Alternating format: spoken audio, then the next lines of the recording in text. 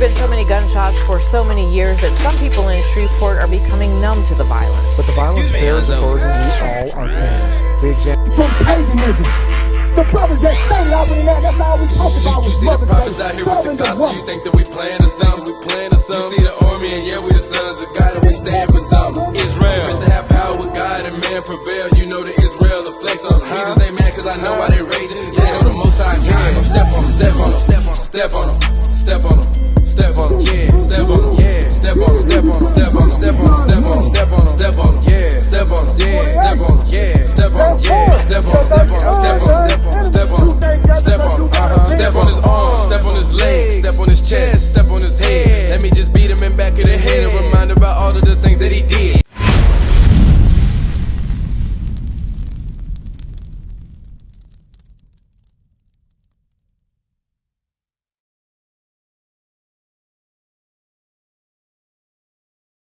Tell me, would this help or hurt the community? Because I want you to look around at how we living as a people right now. You think we living good? Black people live good? How you think we live? Rough and rugged, right? Bad, right? I'm gonna show you something. Read what you got. Deuteronomy chapter 23 and verse 17. Bring it out. There shall be no whore of the daughters of Israel. So God is saying that his chosen people, the Israelites, right? It shouldn't be no whores amongst us, right? Read on, watch this. Nor a sodomite of the sons of Israel. Nor a sodomite. You familiar with Sodom and Gomorrah? What happened to it in the Bible? Well, when you read the Bible in the book of Genesis, Sodom and Gomorrah was a land full of homosexuality. The whole city was full of it, to the point where they tried to have sex with angels and kill men so they could have sex with them. God destroyed that place. So he's saying, read that last part again. Nor a sodomite of the sons of Israel. So he said his daughters aren't supposed to be whores and the men is not supposed to be homosexuals, right? So you think that'll help or break the community? What you think? You think that's needed or not needed? That law is needed, right? So my question is, how old are you, by the way? 26? You may or may not know, but I was born in the 80s, and back in the day, you used to look down the road and you knew what a prostitute looked like by what they were wearing. So how do prostitutes, how they dress? What they wear? Revealing clothes, right? Now, our women, the chosen people of God, so-called black women, Hispanic women, how do they dress in these last days? What they wear? You don't know? You ever went to the store and seen a woman wearing yoga pants in public? Leggings? That's very revealing, right? You can see all of their genitals and their behind parts, right? Now, when a woman, when a woman wears those type of pants, what type of attention would they draw? The type of attention that a man is gonna approach them and want to marry them and be their hedge of protection, or the type of attention that a man is gonna want to use them for sex and then probably chalk them the deuce? What you think? The second one, right? Watch this, 1 Timothy 2:9. God gave us warnings on how to prevent this type of behavior amongst our community. Watch this. 1 Timothy chapter 2 and verse 9. In like manner also that women adorn themselves in modest apparel. It says our women, the chosen women, the holy women that God has, they're supposed to wear modest apparel. Meaning clothing that doesn't draw sexual attention, right? So you agree with that? You think that's cool? So you get it though. The women's supposed to wear dresses, but not skin tight where we can see all your behind and stuff, right? So all praises. So moving forward, what you think you need to do moving forward? Because you holy. You the chosen people of God. We just read the curses. The curses fit you and me. So what you think we need to do moving forward? You think you good? All right, Zephaniah 1 and 8. Let's see. Because you believe in Christ, right? When Jesus Christ comes back, you think he's gonna just hug everybody and kiss them and everybody's gonna live in the kingdom of heaven? Or what you think gonna happen when Christ come back? What they teach you in church that's gonna happen when Christ come back? Say it again? Judgment day, right? Let's see what some of the things, you're right, you're absolutely correct. Let's see what Christ is gonna judge us on. Some of the things. This is one thing that he's gonna judge us on when he get back. Watch this. Zephaniah chapter 1 and verse 8. And it shall come to pass in the day of the Lord's sacrifice. So the day of the Lord's sacrifice is when Christ comes back. This is judgment day, read. That I will punish the princes and the king's children. He's going to punish us. The prince and the king's children. He's talking about the 12 tribes of Israel. He's talking about us, read.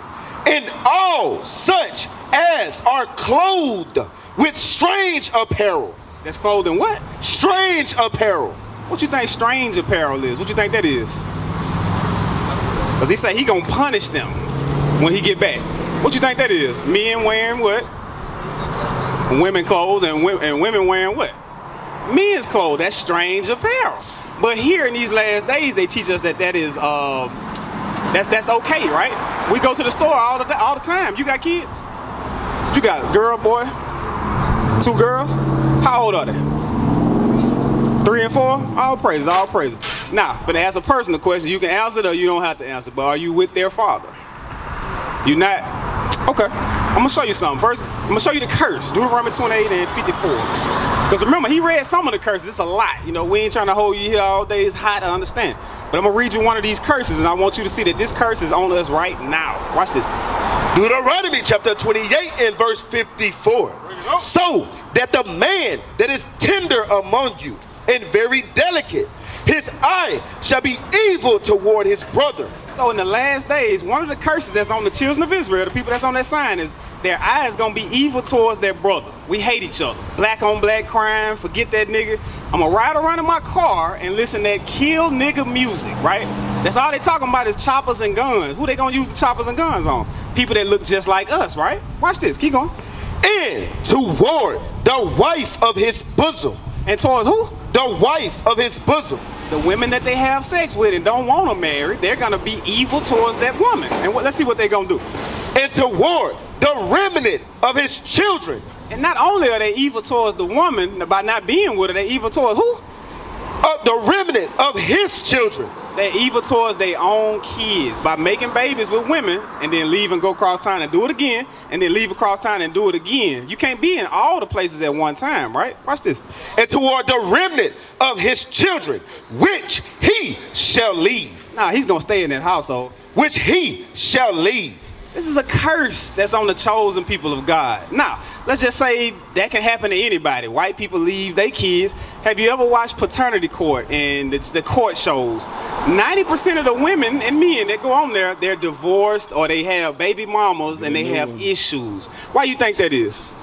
Get Sirach 6 and 7. Why you think that is? Why you think we get together, have kids, and then we have issues? Why you think that is? You don't know? They can't get along? Okay. How long was you with your kid's father? Y'all was together for a while or not really? Huh? On and off? Alright, I'm gonna show you something. This is what we should have done. This is what they should have taught us in church. But nobody's teaching this on the street. You know what I'm saying? Nobody's teaching this in the church, shall I say. The prophets of God out here teaching it on the street, but watch this. Sirach chapter 6 and verse 7. If thou wouldest get a friend. So if you get a friend, no such thing as boyfriend. If you get somebody that you want to deal with and want that person to be your husband, prove him first. You gotta prove them, right? You gotta talk to them and hey, where you live at? Do you have your own house? Do you have a job? What's your job history like? What are your aspirations? What do you plan on being, man? I don't want to be nothing, you know what I'm saying? Pants sagging, whatever the case, right? Stay with their mama, whatever the case, right? You need to find these things out. But 9 times out of 10, women are just having sex with men because they may be handsome. They may like the thuggish attire that they have on. It may look good to you, right? But watch this, keep going. Prove him first and be not hasty to credit him. But our women and men, vice versa, love the women. They'll be hasty to credit them, right? We got to stop that as a people. We got to start proving one another. But finish that. For some man is a friend for his own occasion. Ooh, that's heavy. Say some men, if you don't prove them, it say some men, they seem good. When you first meet them, it's all peaches and cream, right? Y'all having sex and fireworks is in the room. When y'all having sex, everything is great. But then once that kind of, tones down a little bit, it gets to normal. Now it's like, man, I really don't even like this person. I really don't know nothing about her, right? So I'm gonna leave, right? But 1 Timothy, I think it's 2 and 3 and 9. The book of 2 Timothy chapter 3 and verse 6. This is what happens is when we don't go through the proper steps of getting with the person that we're going to be with. Watch this. For of this sort are they which creep unto houses and lead captive silly women laden with sins. It says they can creep in your house. They're going to spit game to you. They're going to say whatever you want to hear, and they'll slide in your house and do what? Lead captive silly women laden with sins. So they'll take you, right, and have sex with you, and they'll leave you alone because you didn't have no understanding, right? But whose job is it to give us the proper understanding? Who you think? Sirach 42 and I think it's verse 8, or 48 and verse 2, 42 and verse 8. Whose job is to teach us the understanding? Because you a young lady. You a young lady. You grew up with both of your parents in the household? Both of your parents in the household? All praises, all praises. So watch this. I'm going to show you something. This is what, first Sirach 7 and 23. This is what we need to do since you got kids at home. This is what we need to be teaching our kids. This is very important because if you don't do this one step, your kids is going to fall in the same trap, right? They're going to grow up without their father. They're going to meet a man, and he's going to do the same thing that the man did to you, right? And we don't want that because we love your daughters. We love you, right? As our sister. Watch this. Sirach chapter 7 and verse 23. Bring it out. Hast thou children? Instruct them and bow down their neck from their youth. Right, it says if you got kids, we're supposed to instruct them. We're supposed to teach them and bow down their neck, right? When they get sassy and try to roll their eyes and talk back, we got to correct them, right? That's what showing love is. But it says we're supposed to teach them. What you think we're supposed to teach them? Deuteronomy 6 and 7? 6, 6? What you think we're supposed to teach them? Teach them that Cardi B is on TV and she makes some good music. Teach them to dress like Megan Thee Stallion. What we supposed to teach them? That's what the society is telling you to teach them. So what you think we're supposed to teach them? The right thing. What's right? The whole world is set up to keep you at the bottom, right?